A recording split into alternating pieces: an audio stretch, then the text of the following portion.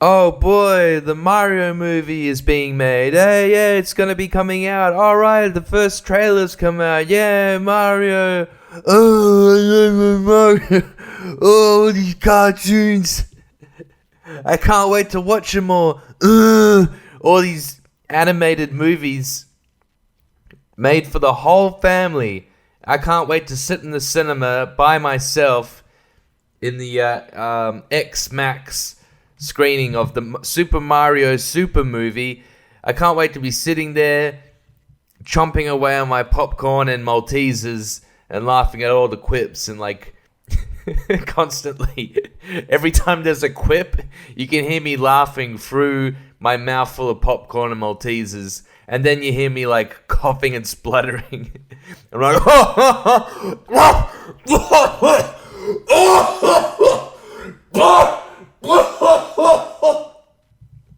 that's what you, and all the kids in the audience like, I'm scared of the monster in the back of the cinema. Oh, Mario. Anyway, yeah, this trailer for the Mario movie, which, really everyone's complaining about it, so I don't really have much to add, because everyone's like, oh, it seemed weird when the cast was announced, and it was like, the voice actors, and Chris Pratt is Mario, and everyone's like, oh, what's that going to be? Is it just going to be, hey, I'm Mario. Hey, guys, I'm Mario, the Italian plumber. And then, yeah, that's what he sounds like, apparently, according to, I mean, it is only 2 lines of dialogue, but, like, is the rest of the movie, he's going to, like, he starts getting it more as he goes through in the movie. He's like, oh, I'm starting to get into the accent. Or is he going to have a Brooklyn accent instead? So what is that like? You're fucking, oh, Mario, the princess is in another castle, oh. Just sounds like Dice.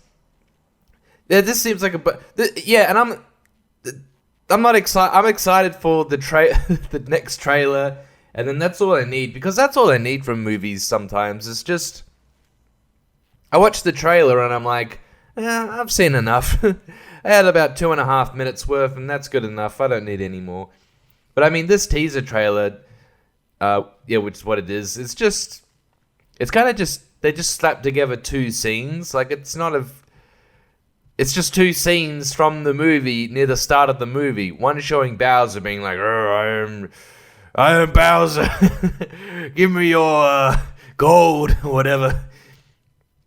And yeah, and then Mario's like in the world of mushrooms, and Toad's like, follow me. Mario's like, oh man, I've got to go follow this Toad man. Super Mario movie coming out on January 6th.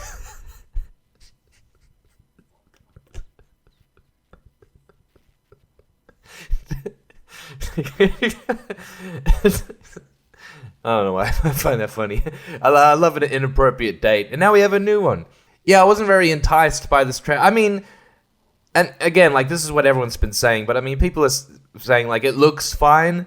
It does look fine. It looks, like, appropriate enough. And I mean, Bowser sounds okay. Like, it does look like a straight to Netflix, straight to DVD. You know those, like, kids DVDs that have the handle? It looks like that. Maybe with, like, slightly better animation. And it looks legit. It's just Mario. It's just Mario being like, oh, hey, guys. Oh, Super Saiyan Mario coming at you.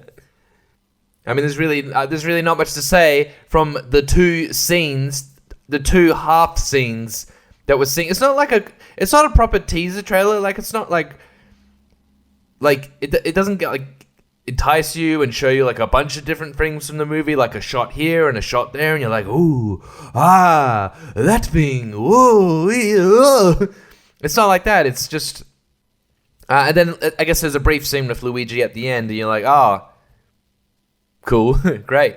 Are we gonna get a Luigi's Mansion movie as well? Fucking great. How about that be straight to Warner Brothers streaming or whatever they have it, whatever it's called. It's weird how people are so fucking mad that Mario has like a normal New Yorker accent. Okay, it's getting kind of Londony in there. Oh god, my fucking accents are all over the place. But people are so fucking mad, like uniformly.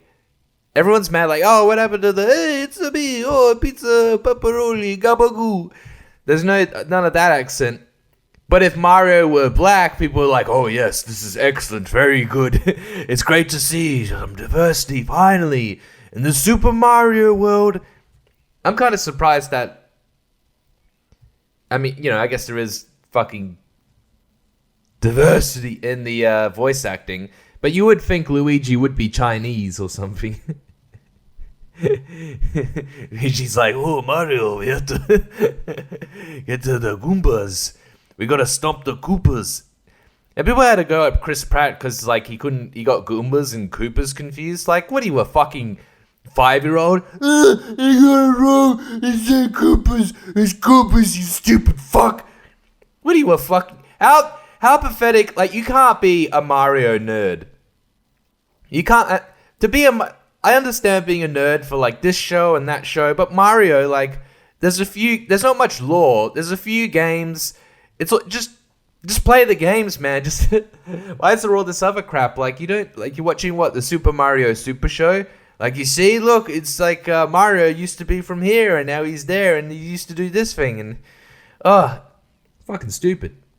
But I guess I guess it's fine. I guess it's better than, like, Mario just walking around like, whoa, what is this place? Like, it's very predictable dialogue. Like, I knew he was going to say that, but I guess it's better than him coming out of a pipe and Toadstool comes up and he's like, Mario, you gotta help us. The cops are taking over Super Mario Land. We gotta save all the black people by burning down their businesses. And then you spray paint BLM over their burnt up business and you get respect. I think we're getting our games confused, but whatever. At least it's not like that, and it's just like, and Mario turns to the camera and says, like, if you don't like this movie, you're racist. You're racist and you're sexist. The Super Mario Super movie. Remember to watch it when it comes out, or you're a homophobe. Yeah, unlike the Velma trailer, which I just watched because I thought I was talking about Scooby-Doo. Scooby-Doo 2 is also Asian in this new fucking... Oh, yeah, they gotta fucking race swap all the characters, including Scooby-Doo, so that he's like...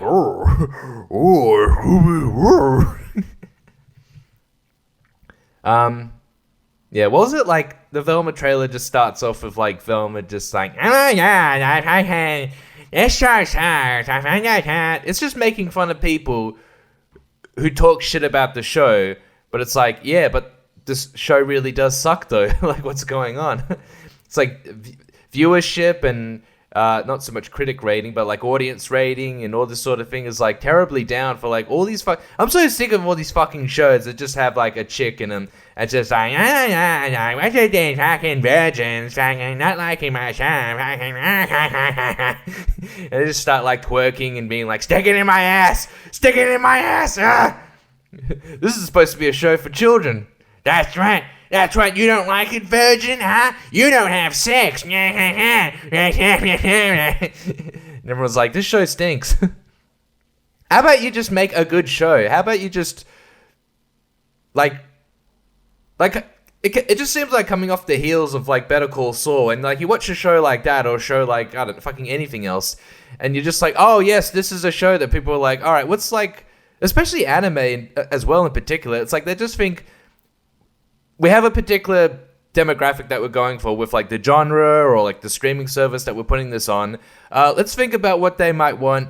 How can we, like, you know, subvert expectations or, like, go in with expectations or do this and that, and how are you, like, putting forward a, you know, not to be all algorithmic about it, but just to be, like, what is it that people like? They like conflict and characterization and excitement and this thing and that thing and relatability in, like, the characters, but instead you just have some cunt on the screen just going, oh my god, and people are like, oh my god, it's totally relatable. I totally identify. I have the same skin color as me. It's like, bitch, I watch any show that I watch that has a white character as the protagonist. I'm like, I identify with this show because they have the same skin color as me. That's why I love Breaking Bad, because I too used to be a white chemistry teacher that began selling crack. And I have the same temperament as the main character. I really understand everything. Yeah. Yeah, that was the Velma trailer for you. Teaser trailer. Yeah. Yeah, it is like they're just like, yeah, she does say something in the trailer about like, at least she's still white, haha, because she's making fun of some other thing, and it's supposed to be like preemptively shitting on people, shitting on this show because of like race swapping and whatever. It does sort of, I'm trying to understand, like, so you take a show, like we always hated remakes. Now we don't, because they're race swapped, and you're like, oh look, they're just doing another reboot. Oh, but it's got a black person in it. You fucking racist. So now you take like an old property like Scooby-Doo, the Jetsons, the Flintstones, they're now black, or like polyamorous or whatever. And then they're also like, and everyone's like, oh, this sucks now. And then the viewership goes down, and all the writers and people who are like, like all these fucking virgins don't even like our show, and then they all get fired and lose their jobs, and like hopefully never get another one anywhere ever, except fucking giving me my fucking coffee and my fries. Is that how it works now? Because it does seem like we're just going through like older properties and crapping them up. I mean, maybe the new Beavis and Butthead seems good. But like, I'm trying to think, like, are there any shows that like reboots, I guess, that like don't suck now? Or, because obviously like you need like, what do you call it? Franchise familiarity. So, yeah, because I am trying to think of this through the algorithms, like from the like executive head of production point of view. Like, how is it that we just milk the most amount of money? Create a good show. Nah, that doesn't work. I mean, it doesn't exactly work. I mean, you might have fans, and then it's like, oh, 2 seasons is cancelled. So yeah, I guess that happens. Yeah, I guess you just make your own thing, and then 50 years from now, that will be like, they'll have like a thing that's like got a black character in it, and then years from now they'll turn it into a woman. I mean, they already are doing that with the new Black Panther. What a fucking outrage. I mean, I understand why from a production standpoint. I don't know, I'm just talking a lot of shit. Wakanda forever! I wonder how much Scooby-Doo appears in the new show. Look out, incels! They're gonna get you. I love how like back in the day, like slut shaming was like a big thing. Like you make fun of sluts, and instead of them just being like, huh? What? Are you making fun of me? I can't hear you over the sound of all the dick I'm sucking. I'm sucking all this dick. I'm eating pussy as well, and I got my foot in someone's ass. Sorry, I can't. Can I get back to you about you insulting me? You fucking with your limp dick in your hand. Just be like, oh, someone fuck me. Oh, you're making fun of me? Are you trying to make fun of me? I don't know why, like, they then had to have a march. They're like, oh my god, all these fucking guys making fun of me.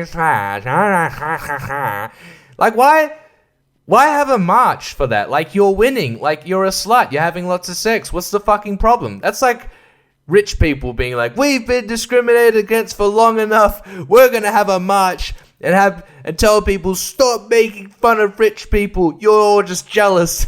It's like, why? Why bother? Like, you're fucking rich. You're winning. You won. Why do you need to rub it in the loser's face? Like, I don't understand. But anyway, that's what the slut shaming was about. And then I guess we're all like, oh yeah, you know, whatever. People can just fuck whatever and whenever. Just don't fucking make a big deal out of it. So people can do that, even if they're like furries. But now it's like, got to a point where like you have incels and it's like mostly men who are like, oh, I'm not getting laid and I'm terribly lonely, like on a suicidal, genocidal level, and like I have no love in my life and no sex and everything, and I really am going to go out and kill people just like Elliot Rodger and all these other mass shooters. And then all these same women are just like, oh, you don't have sex. That's so shameful. Fuck you. Fucking, you don't have sex. So it's like actual sex shaming or sexless shaming, which is like, now you're like prodding a nerve rather than like prodding at like nothing. You're prodding at the axe wound of these incels. But that's cool. I mean, yeah, whatever. I'm just noticing how just so many things that we used to think are now completely flipped, and we basically still think the same way. Like, I think I've already mentioned this, but like back in the day, 20 years ago, I mean to say, like with all these models who were too skinny, and people were like, oh, wait a minute, these models are too skinny. It's unhealthy. It's unhealthy for them to be this skinny. And we're like, oh yeah, and then there was like an actual weight limitation that you needed to get to be a model. Like you had to not be fucking anorexic. But now they're just like, oh no, make him really fucking fat. Make him fat as fuck, yeah. Body positivity, oh, gets me hard, eh? Oh, diabetes, look at this woman, she's so fat, but she recently lost weight. She had to cut off her foot, yeah, fucking hot, eh? Oh yeah, I'm jerking off to this. fucking feeders. Anyway, on to... Yeah, there's a bunch of stuff that I missed from back in the day. You know, back in the day. You know, when you used to fucking drink water out the hose. Remember when you used to go to the fucking milk bar and buy a fucking tobacco for your dad, a jug of milk, a fucking Milko bar, fags. A packet of fags, a packet of actual fags, and the fags that they then changed the name to fads because of woke culture. You could buy all that for fucking 2 stones. Just two sterlings. Fucking good old days, eh? Before we had inflation. Even though back then I was getting paid 2 sterlings an hour. But obviously the... disproportionately inflation has gone up between what I earn and what I spend. So yeah, it is more, we have more expenses these days. Back in good old days. Sorry, I think I'm drunk. No, the good old day. But when people talk about the, like, I'm a little suspicious of all this nostalgia, like, especially, like, not, like, people my age being like, oh, dude, back in the 90s. The 90s, But when you used to go to Video Easy, get out a bunch of Nintendo 64 games and play them with your friends and eat pizza, oh, they were the good days. Well, no, what it is that you liked your you had a good childhood, now you're an adult, and you're depressed now. Yeah, that they were better days in your life. It doesn't mean that the 90s in general were better. The 90s were fucking... Don't you remember the Srebrenica War? The genocide of all these men? And don't you remember the Rwanda and all these other genocides? Oh, the 90s were brutal, man. Essentially all the build-up to 9/11 and even the terrorist attack before then, Ruby Rose and oh fuck, I always get them all confused. The World Trade Center bombing and Oklahoma bombing, yeah, that's it. Oh man, there's so many like all and the Unabomber, yeah, and like I get all this like shit confused because it was just all going on at the same time while you were fucking like Gulf War, and you were just at home like shoving pizza in your face, playing Super Nintendo, just being like, this is the greatest time in history. And you still think that way. You're just nostalgic. Shut up. Anyway, but I do miss the good old days. I think I'm becoming nostalgic for like the 2000s. Yeah, just 2000 to 2012, I reckon. which is when the world died. Because I miss hipsters. I miss, like, obviously back then, like, we all hated them. Like, oh, God, fucking hipsters. Fucking get your fucking avocado toast and your pumpkin spice latte and $18 all up, and you still complain about rent being too high, huh? Why don't you fucking get a job in the coal mines like I did? Me and me dad and me granddad, we all died before we were 65. We all died 3 days before our retirement from lung infection from working in the coal mines back in good old days. So all these hipsters, yeah, but like at least they weren't making shows like Velma. At least they weren't like At least they weren't like bullies who have been given carte blanche because other people have a slight moral erosion supposedly, and now they have like full power to fuck with these people now just because like it's like someone fucked up slightly, so now their punishment is just all out war, Gulf War. That's what these woke cunts are like. So that's what we have instead of hipsters, instead of just people just being like, just like, well, fucking, yeah, losers, but at least they're just going about their day. They're anorexic.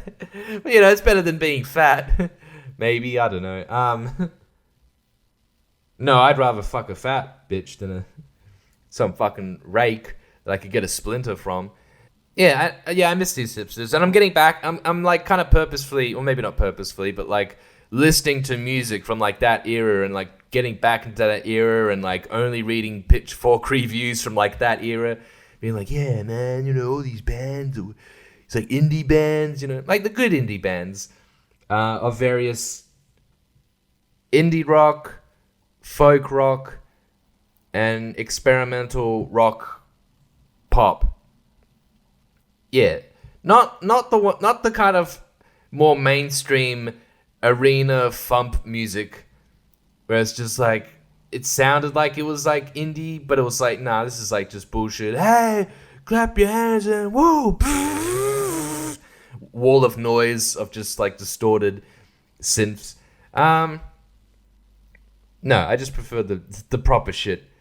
Because it just seemed like most of the music I listened to was like not from nowadays. It's now from the late 90s into the early throughout the 2000s. Those kinds of bands. Speaking of which, just going over like books I've been reading, but like I read a book about Radiohead recently called Exit Music, and it is probably the best rock biography that there is out there, because so many rock books, biographies are all the same. They're just like, we started a rock band, we started playing some music, but then things got hazy because we started fucking everyone and doing drugs and drinking and fighting each other and throwing each other out of hotel windows and all this. And it's all very, very derivative. It's all the same. I mean, I guess I've read books about Nirvana that are like not exactly that. But yeah, no, a lot of rock, especially these rock bands from like 70s into 80s. It's just like, yo, man, I did so much acid. Like, who cares? Shut up. Like, I've heard this story before, dude. And then I was just fucking buck naked, running around, and people were like, whoa, that's that guy from the band. It's like, oh no. And then I punched my girlfriend in the stomach and she miscarried.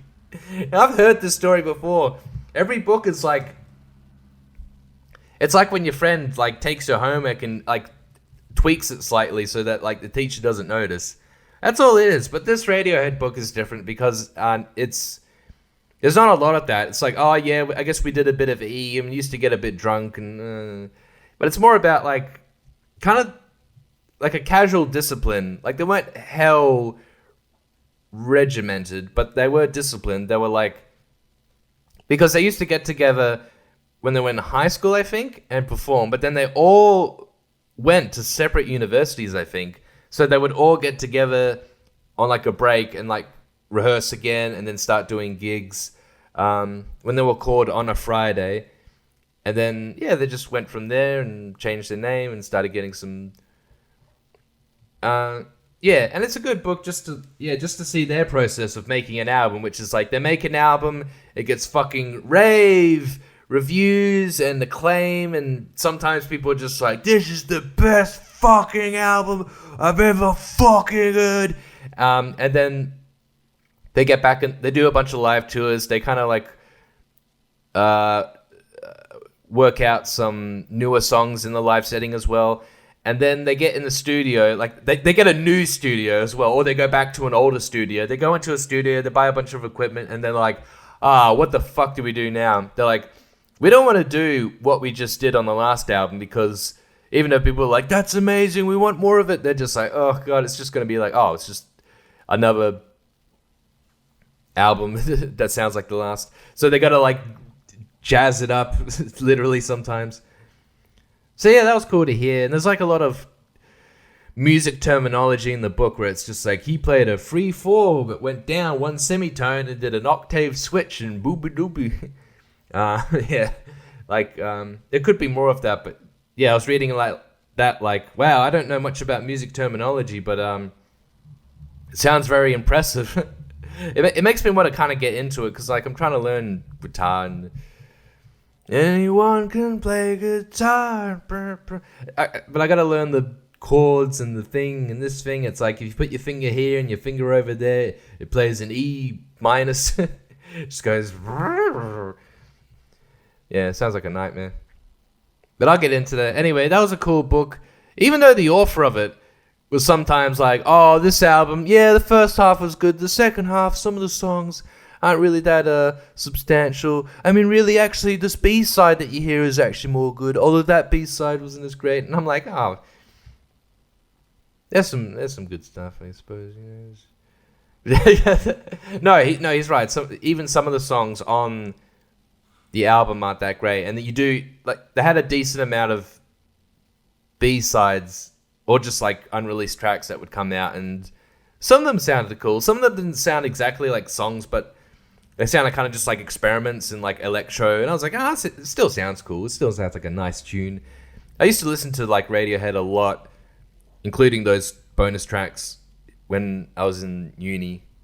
Back before my life got ruined by uni.